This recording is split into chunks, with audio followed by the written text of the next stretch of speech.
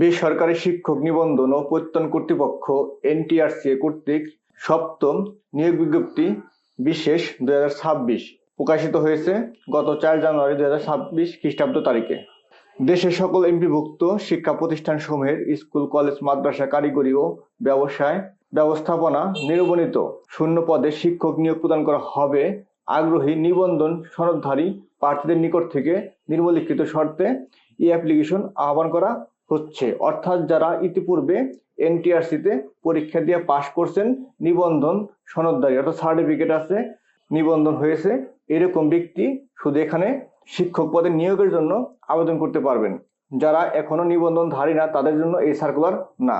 আমি বিস্তারিত বলবো এই ভিডিওতে। তার আগে আপনাদের কাছে আমার বিনীত চাওয়া, যারা এখন আমার চ্যানেলটি সাবস্ক্রাইব করেননি, অবশ্যই আমার আরসিসি টেক ভিডিও চ্যানেলটি সাবস্ক্রাইব করে পাশে বেল আইকনটি বাজিয়ে রাখবেন। এতে করে গুরুত্বপূর্ণ আপনার প্রয়োজনীয় ভিডিওগুলো সবার আগে আপনার কাছে পৌঁছে যাবে।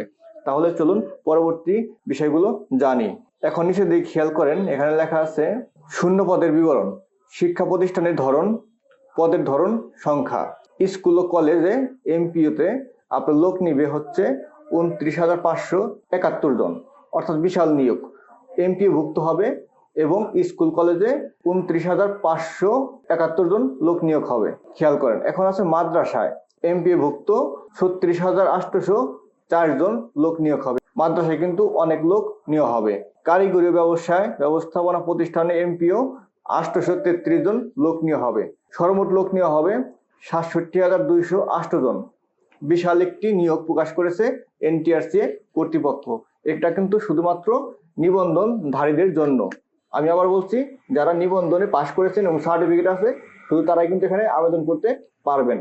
এখন আসলে নিচে দিকে খেয়াল করেন, অ্যাপ্লিকেশন ফর্ম পূরণ ও ফি জমা প্রদানের তারিখ 10 জানুয়ারি 2026 খ্রিস্টাব্দ হতে 17 জানুয়ারি 2026 খ্রিস্টাব্দ দিবাগত রাত 12টা পর্যন্ত আবেদন গ্রহণ করা হবে। অর্থাৎ আবেদন শুরু হয়েছে 10 জানুয়ারি এবং শেষ হচ্ছে 17 জানুয়ারি এবং আবেদন চলবে 12টা পর্যন্ত 17 তারিখ, অর্থাৎ রাত 12টা পর্যন্ত আপনি আবেদন করতে পারবেন। শেষ তারিখ ও সময় পর্যন্ত অপেক্ষা না করে অ্যাপ্লিকেশন ফর্ম সাবমিটের পর পরবর্তী 24 ঘন্টার মধ্যে অ্যাপ্লিকেশন ফি জমা দিতে হবে। অর্থাৎ আপনি যে টাইমে আবেদনটা সাবমিট দিবেন, সেই আবেদন থেকে 24 ঘন্টা সময় পাবেন। অবশ্যই আপনাকে 24 ঘন্টার ভিতরে পেমেন্ট সম্পন্ন করতে হবে। আর এই সময়টি অতিক্রম করলে আপনার আবেদনটি অটোমেটিক বাতিল হয়ে যাবে। এই জন্য যথাসময়ে আপনার পেমেন্টটি সম্পন্ন করবেন। আপনি আবেদন করলেন কিন্তু পেমেন্ট করলেন না সময় মতো, তাহলে কিন্তু কোনো লাভ হলো না। অবশ্যই সময় মতো পেমেন্ট সম্পন্ন করে নেবেন। এখন নিচে দিকে খেয়াল করেন, এখানে আছে আবেদনকারীর বয়স ও শিক্ষক নিবন্ধন সনদের মেয়াদ। বয়স 4 জুন 2025 খ্রিস্টাব্দ তারিখে সর্বোচ্চ 35 বছর এবং শিক্ষক নিবন্ধন সনদের মেয়াদ নিবন্ধন পরীক্ষার ফলাফল প্রকাশের তারিখ হতে 3 বছরের মধ্যে হতে হবে। খেয়াল করছেন বিষয়টা? অর্থাৎ আপনি যে টাইমে পাস করছেন সেই টাইম থেকে 3 বছর এর ভিতরে যারা আছেন শুধু তারাই কিন্তু এখানে আবেদন করতে পারবেন।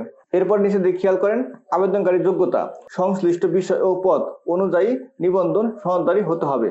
তার নিচে খেয়াল করেন, নিচের দিকে আমি কিন্তু সবকিছু বলছি না, আমি শুধু মূল পয়েন্টগুলো আপনার উপস্থাপন করছি, আপনার বুঝে নেবেন। আর যদি কোনো প্রশ্ন থাকে, না বুঝেন, অবশ্যই আমার কমেন্ট বক্সে লিখে জানাবেন, আমি সময় মতো আপনাদের উত্তর দেওয়ার চেষ্টা করব।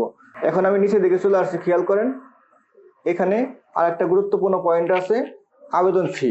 প্রতিটি পর্যায়ে স্কুল টু স্কুল ও কলেজ আবেদনকারীকে নির্ধারিত 1000 টাকা ফি প্রদান করতে হবে। অর্থাৎ আপনি যে আবেদনটা করবেন সেই আবেদনের ফি হচ্ছে 1000 টাকা। তার নিচে খেয়াল করেন, এই 9 নম্বর পয়েন্টে একজন প্রার্থী শূন্য পদের তালিকা থেকে তার আবেদনের সর্বোচ্চ 7টি শিক্ষা প্রতিষ্ঠানের চয়েস দিতে পারবেন। অর্থাৎ আপনি যে আবেদনটা করবেন সেখানে আপনি সর্বোচ্চ 7টি শিক্ষা প্রতিষ্ঠান চয়েস দিতে পারবেন।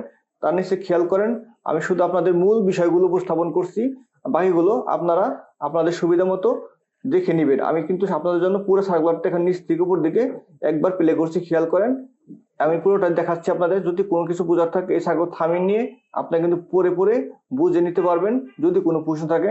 তারপরে আমি তো আছি আপনাদের জন্য, যদি কোনো জিজ্ঞাসা থাকে, না বুঝেন, কমেন্ট করবেন, আমি জানিয়ে দিব আপনাদের সঠিক উত্তরটি। আমি কিন্তু নিচ থেকে উপর দিকে সার্কুলারটা একবার টেনে নিচ্ছি।